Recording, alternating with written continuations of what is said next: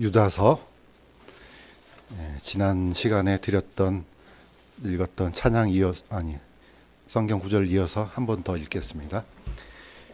일어서셔서 같이 읽도록 하겠습니다. 유다서 1장 11절에서 17절까지만 읽겠습니다. 제가 읽고 마지막은 같이 읽도록 하겠습니다. 그들에게 화가 있을지어다. 그들이 가인의 길로 갔으며 대가를 바라고 발람의 잘못을 따라 탐욕을 내며 달려갔고 고라의 반역 가운데서 멸망하였도다. 이들이 하나님과 함께 잔치를 할 때 두려움도 없이 먹으니 그들은 너의 사랑의 잔치의 얼룩이라. 그들은 바람에 밀려다니는 물 없는 구름이여 열매가 시들고 열매가 없으며 두 번 죽어 뿌리채 뽑힌 나무여 자기 수치의 거품을 품어내는 바다의 성난 물결이여 떠돌아다니는 별들이니 그들을 위해 캄캄한 어둠이 영원토록 예비되어 있느니라. 아담으로부터 7사람인 에녹도 이들에 관해 대언하여 이르되 보라 주께서 자신의 수많은 성도와 함께 오시나니 이것은 모든 사람에게 심판을 집행하사 그들 가운데 경건치 아니한 모든 자들이 경건치 아니하게 범한 모든 경건치 아니한 행위와 또 경건치 아니한 죄인들이 그분을 대적하여 말한 모든 거친 발언에 대하여 그들을 정죄하려 하심이라 하였느니라. 이들은 투덜거리는 자들이요 불평한 자들이며 자기 정욕대로 걷는 자들이니라.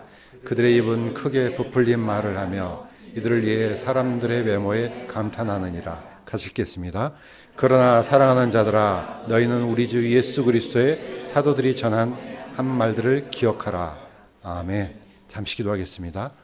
하나님 아버지, 세상이 우리가 예측할 수 없는 속도로 빠르게 지나가고 또 우리가 생각지도 못했던 수많은 일들이 곳곳에서 일어난 일을 볼 때 참으로 우리 마음속에서 하나님께서 약속하신 예수 그리스도께서 다시 오신다는 그 약속을 다시 한번 기억해 봅니다. 우리는 늘 이 땅에 살고 주님 맞이할 준비를 하는 그 마음으로 살아갈 수 있도록 도와주시옵소서. 언제라도 오늘이라도 임할 때 우리가 하나님 앞에 참으로 기쁨으로 주님을 맞이할 수 있는 그런 마음이 될 수 있도록 도와주시옵소서. 오늘 같이 나누는 말씀 속에 하나님의 더 큰 은혜와 하나님께서 깨우쳐 주시는 그 말씀을 통해서 우리가 이 말씀으로 힘을 얻으며 살아갈 수 있도록 도와주시옵소서. 감사드리며 예수님의 이름으로 기도드립니다. 자, 오늘 드디어 저희들이 평생 동안 공부할 거라고 생각했던 영적 성장 정상에서를 드디어 마쳤습니다. 그러니까 보면은 다 때가 되면은 시작한 때가 있으면은 끝마치는 때가 있고 모든 사건이 그런 것 같아요. 여기 지금 안 보이지만은 밑에 난초가 있습니다. 난초가 꽃이 피었어요. 왼쪽에 있는 난초는 1년에 한 번씩 피어요. 그래서 이제 드디어 피었습니다. 오른쪽에 있는 난초는 평생 동안 안 필 것 같더니 오늘 드디어 피었어요. 딱 2개가 피었는데 저도 이걸 보니까 가만히 생각해 봤어요. 언젠가는 뭐 그런 일이 일어나겠지만 그게 오늘 일어나겠어 하는 일들이 그런 일들이 일어납니다. 우리는 이걸 다양한 각도로 생각해 볼 수가 있습니다. 뭐 그런 일이 일어나겠어. 그런데 예기치 않은 때에 일어날 때가 있습니다. 제가 아주 오래전에 젊었을 때 구로공단에서 일을 했던 적이 있습니다. 그때 이제 어떤 이제 텅스텐을 납품하는 회사였는데 사장님이 저한테 금속 피로라는 말을 들어봤냐 그러더라고요. 저야 당연히 모르죠. 금속도 필요하나요? 당연히 필요하지. 그걸 어떻게 설명을 이제 하냐고 했더니 금속은 우리가 볼 때 외형적으로는 변화가 안 됩니다. 아무리 눌러도 외형적으로는 전혀 휘어지지가 않습니다. 그런데 그 하중을 견디지 못할 때까지는 금속이 계속해서 피로가 누적된대요. 그런데 그 한계점에 도달되면 뚝 부러져 버리는 거예요. 그래서 자동차도 그렇게 얘기하더라고요. 우리는 자동차가 그냥 악셀만 밟으면 갈 것 같지 반드시 쉬어줘야 된대요. 중간에 가다가 자기가 피로하면은 얘도 피곤하다는 거예요. 자동차가 피곤하다는 소리는 처음 들어오잖아요. 피곤하대요.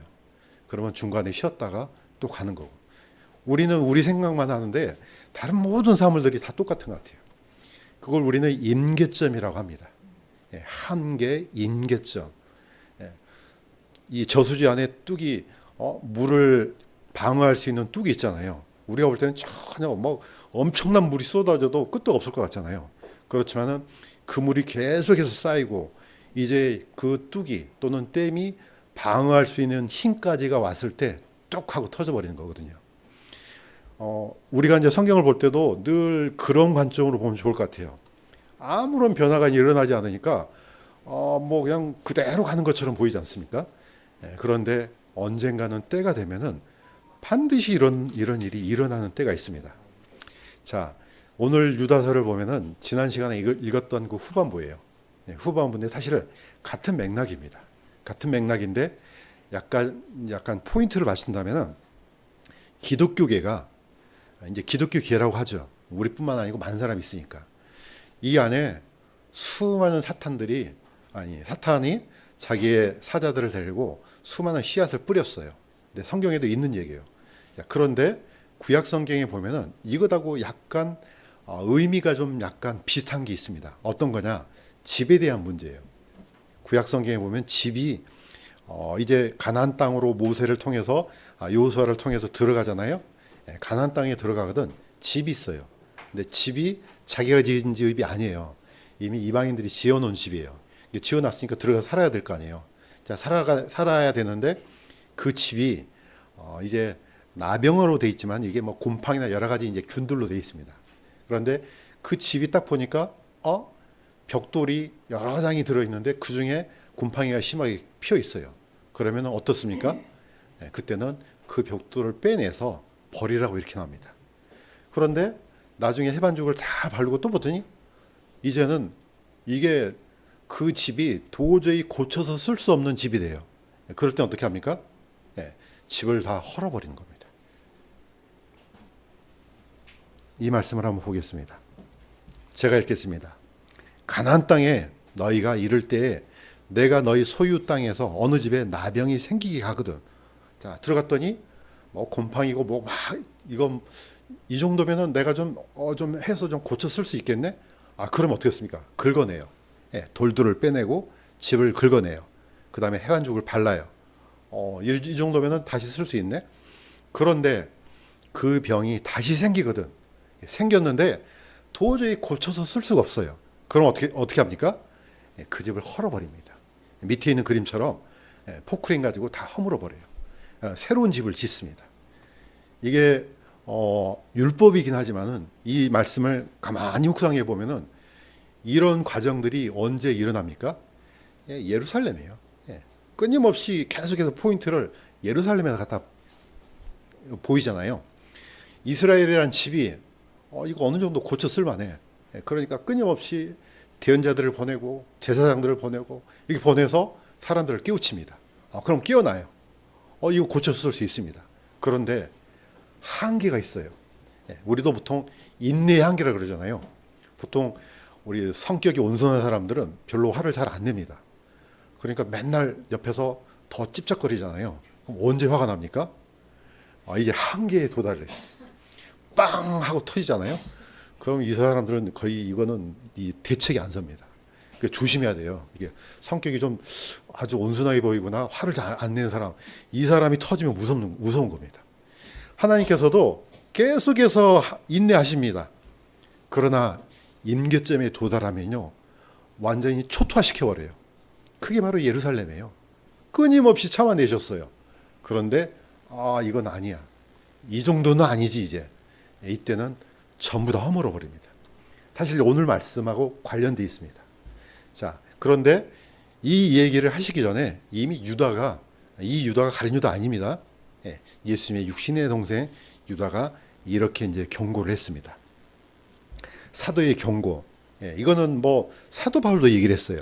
사도 바울은 이제 마지막 3차 전도 여행을 끝나고 드디어 이제 예루살렘으로 이제 들어갑니다. 목숨을 걸었습니다. 거기 가면은 이제 내 사역은 끝난다 생각하고 가기 전에 에베소에 가까운 밀레도에서 에베소 장로들을 불렀습니다. 자, 그러면서 이렇게 경고합니다. 이거 같이 한번 읽겠습니다. 시작.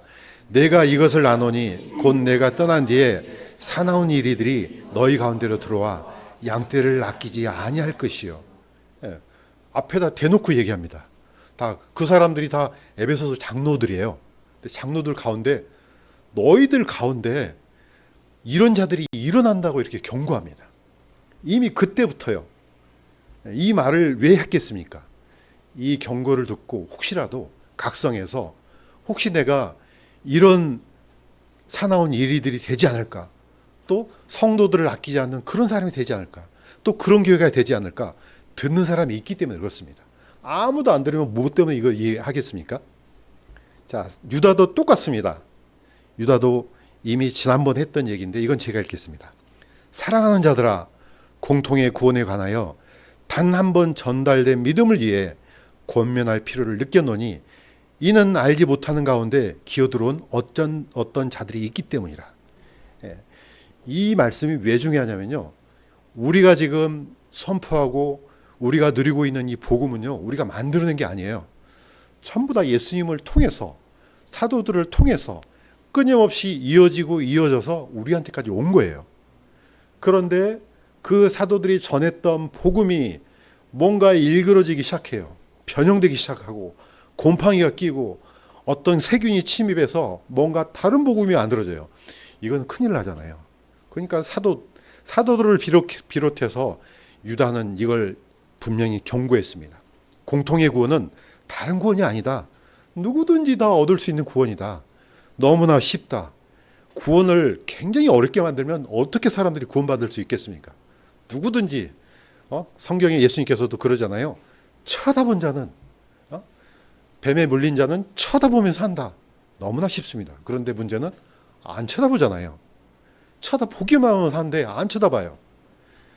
뭔가를 어렵게 만듭니다. 구원의 복음을 어렵게 만들어요. 이거 바로잡을 필요가 있었습니다. 그대로 믿어. 전달된 그대로. 예, 사도들과 예수님으로부터 이 복음을 전달받은 사람들은 반드시 그대로 믿을 것을 끊임없이 반복적으로 얘기합니다. 그런데 이게 그대로 가면 얼마나 좋겠습니까? 예, 사탄도 가만히 있지 않습니다. 끊임없이 뭘 집어넣습니까? 예, 거짓 견자를 집어넣습니다. 이 안에다가. 자, 오늘은 특별히 읽었던 인물 중에 네 사람만 기억하면 될 것 같아요. 오늘 읽었던 그 말씀 속에 가인이 나옵니다. 두 번째는 발람이 나옵니다. 세 번째는 우리가 저번에 한번 했던 고라가 나옵니다. 마지막에 에녹이 나옵니다. 오늘은 이 인물을 통해서 이 사람들이 어떻게 변형되고 어떻게 에녹은 하나님과 동행했는지를 우리가 이해하면서 이 마지막 때의 경고, 이제 임계점에 다다랐을 때 경고합니다. 예수님께서 오신다. 그러면 모든 게 다 끝납니다. 자, 처음으로 돌아가서 우리 이미 창세기에 있었던 이 인물을 다시 한번 반복해서 읽어보도록 하겠습니다.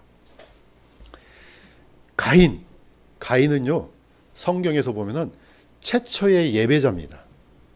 물론 앞에가 붙어 있습니다. 일그러진 예배예요. 이 사람은 다른 게 없습니다.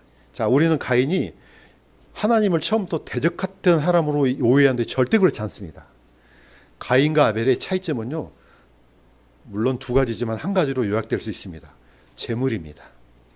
제가 읽겠습니다. 시간이 흐른 뒤에 가인은 땅의 열매 중에서 주께 헌물을 가져왔고, 자, 가져왔는데, 땅에서 나는 열매를 가져왔는데 하나님은 받질 않습니다.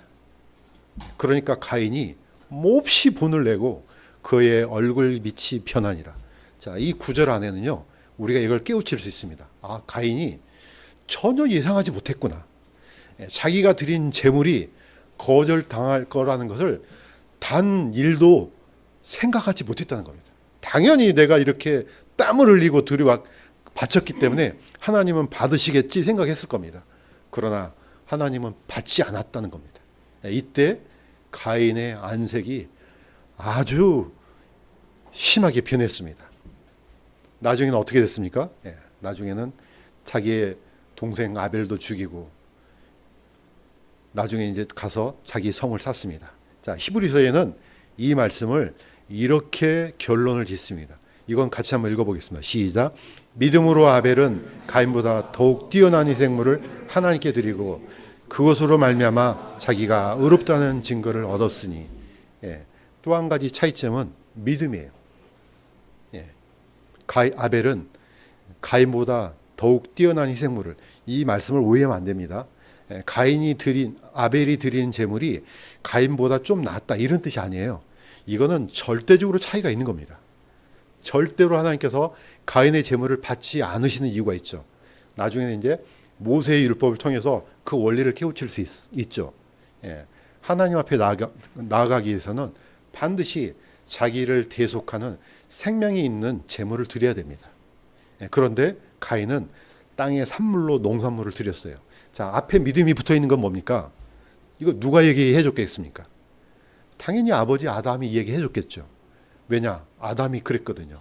예. 아담이 부끄러워서 자기 죄를 가리기 위해서 무화과잎으로 자기를 가렸더니 하나님께서 어떻게 했습니까? 한 마리 생명이 있는 제물을 죽여서 그의 가죽옷을 입혀서 부끄러움을 덮어줬습니다. 예. 아담은 깨달은 거예요. 우리하고 다른 분이에요. 예. 뭐하면 차가 아는 분이에요. 아, 하나님 앞에 나아가기 위해서는 반드시 너의 대신 생명을 대속할 수 있는 제물이 필요하다. 이 얘기를 했겠죠. 했으니까 믿음이 나온 거죠. 아벨은 뭡니까? 그걸 내 생각이 아니고 그대로 믿고 어린 양, 가장 좋은 양 한 마리를 들고 하나님께 나갔습니다. 하나님은 이 양을 받으시고 아벨은 자기 생각대로 나간 겁니다. 예, 구원의 교리 중에 굉장히 중요하죠. 지금 이 시간에 수많은 사람들이 지금 하나님께 예배를 드리고 있을 것입니다. 우리는 모르지만 그러나 하나님께서 받으시는 예배가 있고 받지 않는 예배가 있습니다. 누구를 받겠습니까? 아벨의 제물처럼 믿음으로 드리는 하나님의 자녀가 드리는 이 예배는 받습니다. 그러나 하나님의 자녀가 아닌데 드리는 예배는 왜 받겠습니까? 하나님께서. 최초의 일그러진 예배자 가인입니다. 이런 예배를 드리지 말라는 겁니다. 이건 안 받겠다는 거예요. 하나님께서. 그랬더니 그때 당시 때는 하나님께서 받지 않으니까 바로 어떻게 합니까? 안색이 일그러집니다. 타이틀이 하나 더 붙습니다. 최초의 살인자입니다. 그것도 자신의 가족을 죽인 살인자입니다. 최초로 하나님의 형상인 사람을 죽인 아주 어마어마한 범죄입니다. 요한일서에는 이렇게 되어 있습니다. 가인과 같이 되지 말라. 그는 저 사악한 자에게 속하여 자기 형제를 죽였는데 그가 무슨 이유로 그를 죽였느냐? 자기 행위는 악하되 자기 행위는 형제의 행위는 의롭기 때문이라. 내 형제들아, 세상이 너를 미워하거든 이상하게 여기지 말라. 당연하다는 겁니다. 사실 이게 빛과 어둠은요, 빛은 그냥 드러내면은 이걸로 끝나는 게 아니에요. 어둠이 가만히 있습니까? 어둠에 속한 사람은 끊임없이 이 빛을 끌려고 합니다. 이게 본능이에요. 제가 아주 오래전에 바퀴벌레 이 얘기했잖아요. 제가 신학교 다닐 때 이제 제가 페인트 샵에서 일을 했었어요. 근데 어느 날 화장실이 더러우니까 가서 페인트 칠을 하라 그러더라고요. 페인트 칠을 하는데 그냥 칠한 거 아니에요. 다 긁어내고 벽을 다 뜯어내야 돼요. 그 다음에 깔끔하게 뜯어낸 다음에 거기 다음에 이제 기초 페인트 칠한 다음에 그게 주로 이제 흰색이거든요. 그 위에다 이제 페인트를 칠해요. 벽을 그 벽지가 있는 벽을 쫙 뜯어냈어요. 그랬더니 거기에 거짓말 안 하고 매미 같은 바퀴벌레들이요. 그냥 수백 마리가 제가 얼마나 놀랐으면 거기서 도망을 쳐 나왔겠습니까? 그걸 보는 순간 이거는 꼭 나를 공격할 것 같더라고요. 바퀴벌레는요 빛을 싫어합니다. 그 많은 바퀴벌레가요 순식간에 나를 공격하는 게 아니고 어디론가 다 사라져 버려요. 이게 어둠의 특징입니다. 어둠이 숨을 곳이 없잖아요. 빛을 공격합니다. 가인은 자기가 드러난 이 어둠에 속한 자기를 어떻게 해요? 꺼야 돼요. 끌려니까 누가 빛이에요? 아벨이 빛이에요. 꺼서 죽여야 돼요. 그래서 자기의 형제인 아벨을 죽여버립니다. 그래야지 내 어둠이 드러나지 않거든요. 이거는 구약 성경이 아니라 지금도 계속해서 일어나요. 반복적입니다. 정말로 진실되게 진리를 선포하는 자는 미움을 당연히 받아요. 세상 가운데서도 그렇고 어디든지 똑같습니다. 그리스도인들이 세상 가운데 살 때 미움을 한 번도 안 받습니까? 그러면 그게 이상한 겁니다. 저는 그렇게 믿습니다. 왜냐하면 저도 세상을 살아왔잖아요. 싫어합니다. 친구들 있는데 거기 그냥 기도하고 이거 이상하잖아요. 그거 아주 싫어합니다. 예. 이거는 끊임없이 일어나는 문제예요. 자, 세 번째 가인은 이렇게 요약됩니다. 최초의 요새 건축자입니다. 가인이 주 앞을 떠나 나가서 에덴의 동쪽에 있는 놋 땅에 가더라. 그가 자기 아내를 알았더니 그녀가 수차여 에녹을 낳음에 가인이 한 도시를 세우고 자기 아들의 이름을 따라 그 도시 이름을 에녹이라 부르니라. 에녹이 똑같죠. 이 이름이요 똑같은 이름이에요. 에녹하고 똑같아요. 가인의 첫 번째 아들도 에녹이고요. 그가 쌓은 성도 에녹이에요. 자, 하나님께서 가인한테 어떻게 얘기했습니까? 가인이 이제 두려웠어요. 하나님을 떠났어요. 혹시라도 자기를 만나면 누가 죽일까 해서 하나님께서 표를 줬습니다. 가인을 죽이지 못하도록. 가인은 안 믿었습니다. 성을 쌓았다는 말은 안 믿은 거예요. 하나님께서 분명히 지켜주도록 했는데 안 믿은 겁니다. 왜냐? 나를 방어하는 성을 아주 높이 쌓아서 아무도 나를 해치지 못하는 성을 쌓았는데 그 이름이 에녹입니다. 에녹이란 뜻이에요. 봉헌이란 뜻입니다. 바쳐졌는데 이 봉헌이란 뜻이 하나님께 바쳐지겠습니까? 아니라는 겁니다. 이제 가인은요 다른 신을 섬기는 자가 됩니다. 자, 이게 에녹을 세 특징으로 요약하면 이겁니다. 예, 가인은 안 믿습니다. 하나님. 이런 사람들이 하나님을 믿었던 사람들이에요. 믿음이라는 이 범위가 아주 넓습니다. 진실로 성경에서 말한 그대로 믿었느냐 아니면 너 생각대로 믿느냐, 이게 차이점이라는 겁니다. 이 길로 가는 사람들이 있다는 겁니다. 가서는 안 되는데 가는 사람이 있는 거예요. 지금 이 기독교계가 그런 상태에 있다는 겁니다. 이제 이 임계점이 점점점 거의 차갈 그런 시대가 된 겁니다. 자, 두 번째는 발람입니다. 우리가 아는 이 발람은요, 성경의 구약성을 읽으면은 이 사람이 나쁜 사람인가? 아닌 것 같은데? 아닌 것 같아요. 자, 민수기 23장 19절에 발람이 대언했던 말씀, 이거 한번 읽겠습니다. 같이 한번 읽어보겠습니다. 시작. 하나님은 사람이 아니시니 거짓말하지 아니하시고 사람의 아들이 아니하시니 뜻을 돌이키지 아니하신도다. 그분께서 말씀하셨은즉 그것을 행하지 아니하시리요. 이게 발람이 대언했던 말씀이에요. 굉장하지 않습니까? 하나님은 사람이 아니시니 거짓말하지 아니하시고 사람의 아들이 아니시니 뜻을 돌이키지 아니하신도다. 이거 누가 봐도 성경에 있는 그대로 있는 말씀이에요. 두 번째 말씀은요, 야곱에게서 한 별이 나오며 이스라엘에게서 한 올이 일어나서 모압의 구석구석을 치고 셋의 모든 자녀들을 멸하리로다. 누구 대언입니까? 예수님이에요. 예수님 대언을 누가 했습니까? 발람이 했어요. 야곱에게서 한 별이 나오며 이스라엘에게서 한 올이 자, 왕이 일어난다는 겁니다. 모압의 구석구석, 이거는 약간 번역상 어려움이 있는데요. 모압의 정수리를 친다는 뜻이에요. 예, 단번에 해쳐버린다는 뜻입니다. 예, 이건 셋은 저기 뭡니까? 아벨 대신에 나온 셋 아니에요.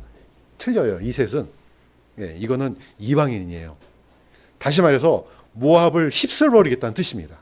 예, 모압이 이제 대표하는 게 이방인이잖아요. 하나님을 믿지 않는 이방인들을 심판하겠다는 뜻입니다. 이 모든 대언을 발람이 했습니다. 여기까지 보면 발람이 좋은 사람인데? 하나님을 믿는 사람인데? 이렇게 볼 수 있습니다. 그러나 성경에는 이렇게 합니다. 여호수아 13장 22절에 이렇게 기록되어 있습니다. 이스라엘 자손이 그들을 죽일 때, 바로 모압 족속입니다. 죽일 때 부올의 아들 점쟁이 발람도 그 죽은 자들 가운데서 칼에 맞아 죽었더라. 정체가 뭡니까? 점쟁이에요. 점술가예요. 우리는 하나님의 위대한 말씀을 대언했으니까 대언자로 생각하잖아요. 성경에는 이것 보니까 점쟁이네. 예. 만약에 이렇게 이 정체를 얘기 안 했으면 이거 왜 죽지? 이렇게 할 겁니다. 계시록에는 분명하게 가르쳐 줍니다. 예수님이 그가 발락을 가르쳐 이스라엘 자손 앞에 걸림돌을 놓게 하고 우상들에게 희생물로 바친 것들을 먹게 하며 또 음행하게 하였느니라. 구약 성경에는 안 나와요, 이 말씀이. 그런데 누가 열어주십니까? 예수님이 이 발람이 했던 일을 얘기하세요. 자, 발람은 저주하지 않아요. 그러니까 좋은 사람 같이 보이잖아요. 그런데 어떻게 합니까? 나중에 속임수를 쓰죠. 이스라엘을 무너뜨릴 계책을 줍니다. 그게 뭡니까? 예, 이 모압에 있는 딸들을 어디로 보냅니까? 바로 이스라엘 안으로 보내요. 그러니까 어떻게 돼요? 이스라엘 백성들이 우상 숭배하고 그 딸들과 음행합니다. 오늘날 이스라엘이에요. 밑에 있는 이 편말을 들고 있는 이 사람이 랍비예요. 유대인이에요. 여기에 뭐라고 되어 있습니까? 너는 이웃을 내 자신과 같이 사랑하라. 신명기 19장 18절에 있는 말씀이에요. 지금 이거 무슨 뜻이에요? 동성애자예요. 야, 왜 여자하고만 결혼해? 남자하고도 결혼해. 아이, 이웃을 사랑했으니까 사랑해야 될 거 아니야. 지금 이거예요. 이스라엘은요, 완전히 썩었어요. 우리가 이스라엘한테 기대할 게 하나도 없어요. 이미 하나님께서는 임계점에 도달된 겁니다. 이 사람이 누굽니까? 하나님을 섬긴다고 하는 사람들이에요. 다른 나라는 뭐 그렇게니 해요. 그러잖아요. 다른 나라는 뭐 이방인들이니까 그러려니 해요. 유대인들이 이러면 이거 어쩌란 말이에요. 점점점 하나님의 인내의 한계가 도달되는 그 시점이 온 겁니다. 자, 레이자선 고라의 반역. 이건 지난번에 읽었습니다.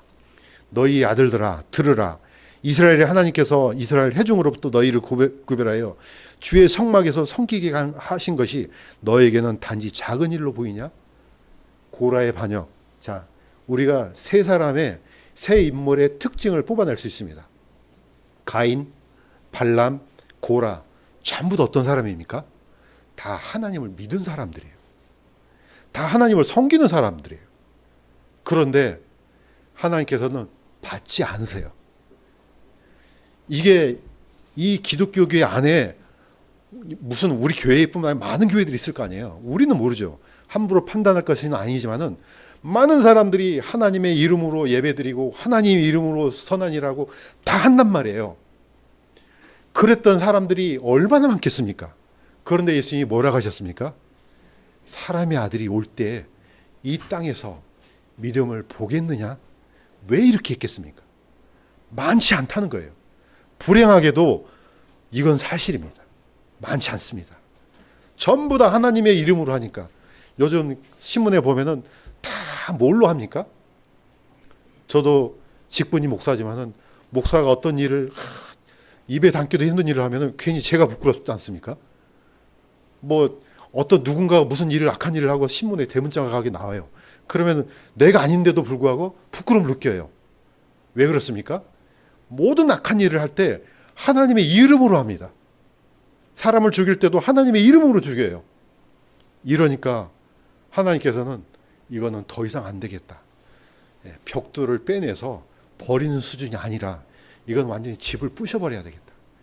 새로운 집을 짓지 않고서는 더 이상 하나님의 이름이 이 욕되는 것을 면치 못하겠다. 이 순간이 있을 거란 말이죠. 자, 이 세 사람과 정반대된 인물이 있습니다. 누굽니까? 바로 에녹입니다. 오늘 말씀, 하나님과 동행한 에녹.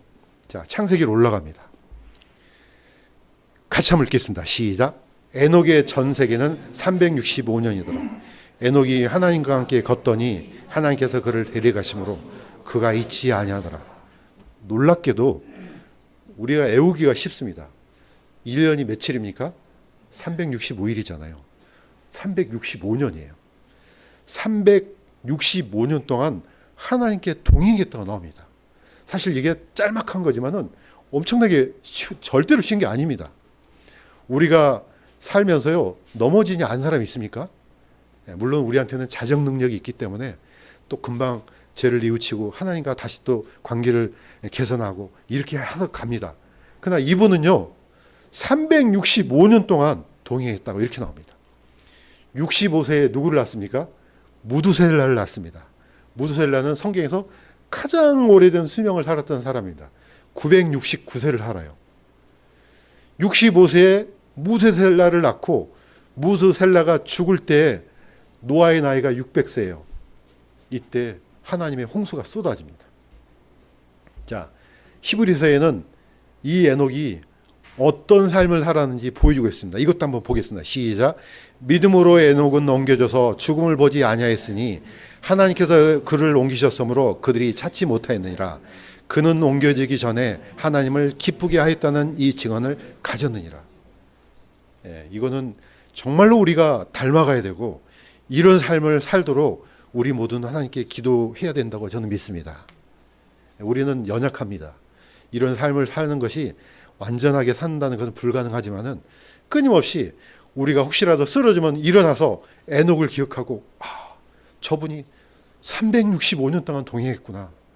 아니 나는 지금 몇십 년도 안 되는데 이거 이러면 안 되지. 이렇게 우리 자신을 채찍질했으면 좋겠습니다. 이 에녹을 본받으라는 겁니다. 그런데 이 에녹이 나중에 언제 나타납니까? 저는 성경 안에는 이 사람의 에녹이다 한 적은 없어요. 그렇지만은 저는 강한 믿음이 와요.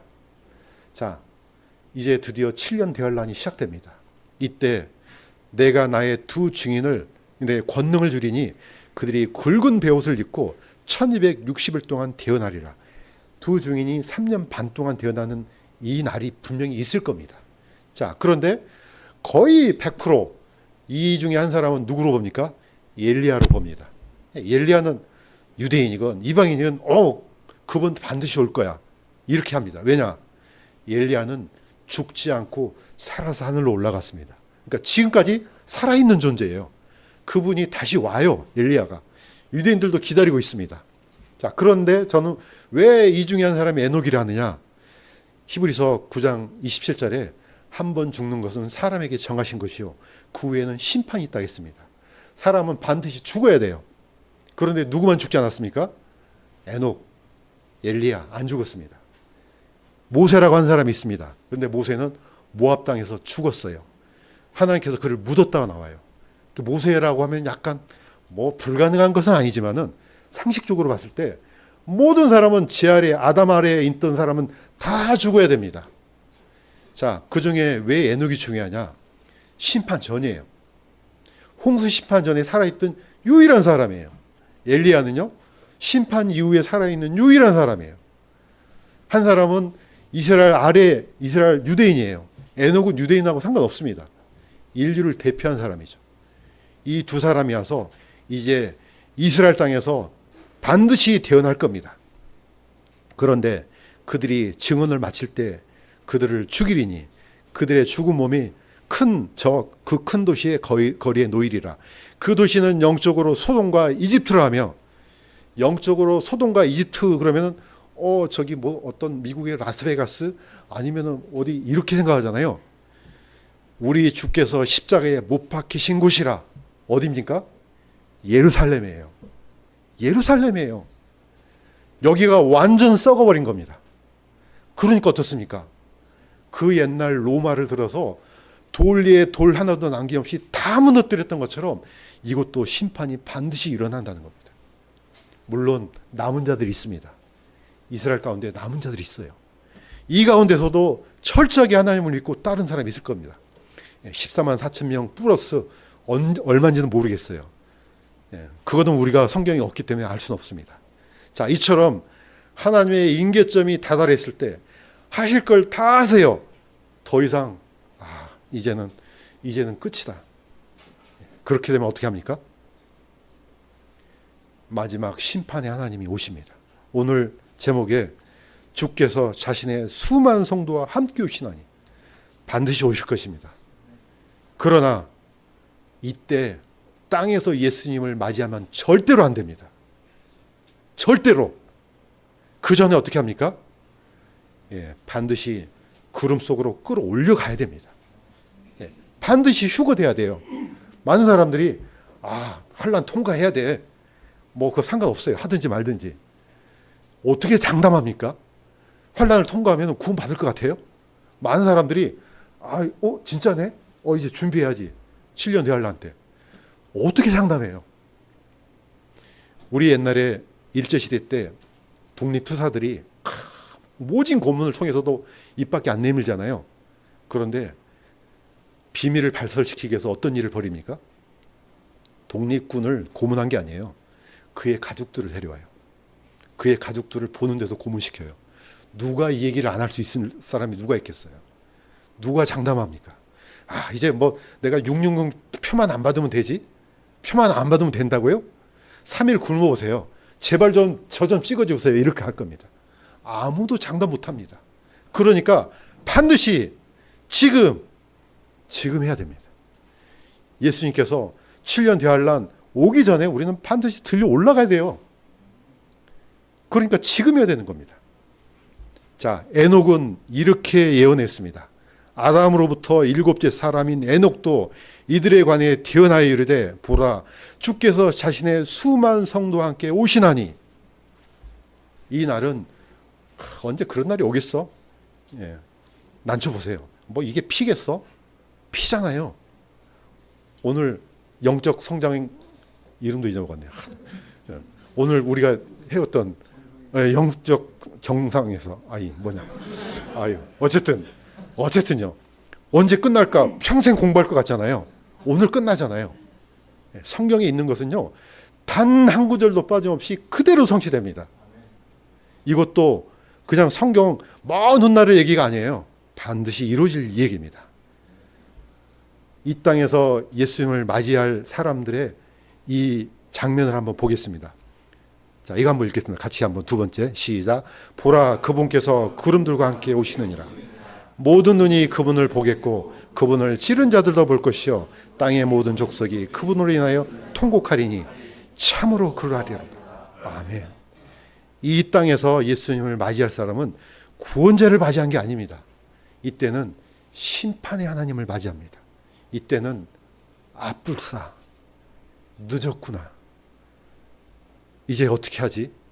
아무리 후회하고 눈물을 흘려도 이제는 끝나요. 통곡한다고 했죠. 우리가 막 울고불고 해서 막 고쳐지면 울고불고 하잖아요. 3일 밤낮을 울고 나중에 피눈물이 나고 그러면은 이거 저 정도 하면은 그냥 들어주지. 안 됩니다. 지금 이때는 아무리 울어도 안 되는 겁니다. 이때는 그 사람들이 예수님을 보고 늦었구나. 이렇게 할 날이 반드시 올 것입니다. 그래서 우리는 이 과정들을 성경을 통해서 분명하게 들었으니 오늘 우리가 쫓아가야 될 인물, 세 사람의 길이 아니고 에녹처럼 주님과 함께 동행하다가 주님께서 이리로 올라와 할 때 다 들려가기를 주님의 이름으로 간구드립니다. 기도하겠습니다. 하나님 아버지, 언젠가 때가 되면은 반드시 그날이 올 텐데 우리가 지금 살고 있는 삶이 과연 에녹처럼 하나님과 동행하고 있는지 우리를 살필 수 있도록 도와주시옵소서. 또한 우리에게 더 큰 자정 능력을 허락하셔서 우리가 혹시라도 가인의 길과 발람의 길과 고라의 길로 가고 있다면은 그 발걸음을 돌이켜서 에녹의 길로 갈 수 있도록 주님께서 도와주시옵소서. 우리 교회가 그런 사역을 잘 감당하다가 주님을 맞이할 수 있도록 도와주시옵소서. 감사드리며 예수님의 이름으로 기도드렸습니다.